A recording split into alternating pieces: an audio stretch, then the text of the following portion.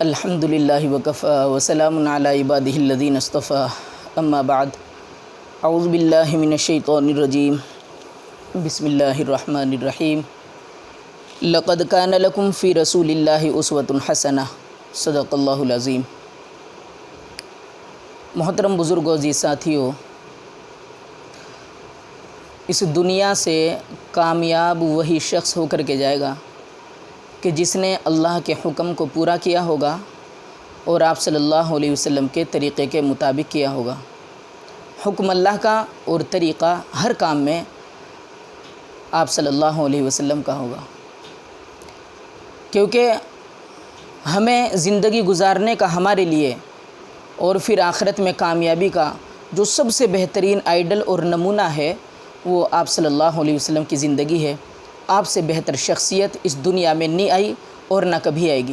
اللہ کے بعد سب سے بڑا مقام مرتبہ اگر کسی کا ہے تو وہ حضرت محمد مصطفیٰ صلی اللہ علیہ وسلم کا ہے، جو میرے اور آپ تمام کے، ہم سب کے اور پوری کائنات کے نبی ہیں، تمام 18,000 مخلوقات کے نبی ہیں۔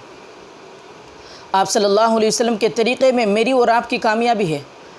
آج ہم اپنے مسلمان نوجوانوں کو دیکھتے ہیں کہ یہودیت کا طریقہ اتنا پسند ہے کہ سر کے بال سے لے کر پیر کے ناخن تک ساری چیزوں سے صرف یہودیت ہی چھلکتی ہے، یہودیت ہی نظر آتی ہے۔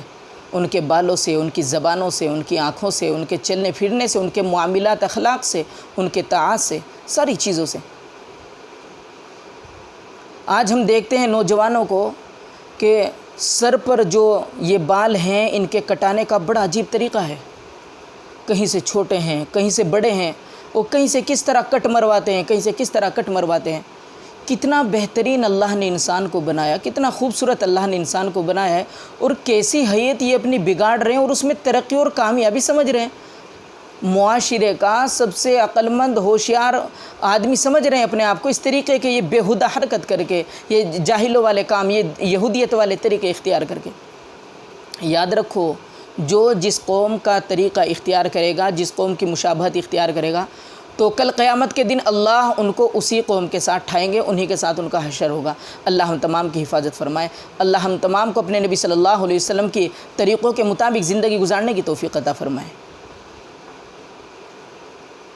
بال دیکھتے ہیں جب ہم، حالانکہ یہ تو یہودیت کا طریقہ ہے، چھوٹے بڑے بال، لیکن میرے اور آپ کے نبی صلی اللہ علیہ وسلم کا بال رکھنے کا جو طریقہ تھا وہ یہ تھا کہ آپ صلی اللہ علیہ وسلم 3 قسم کے بال رکھا کرتے تھے۔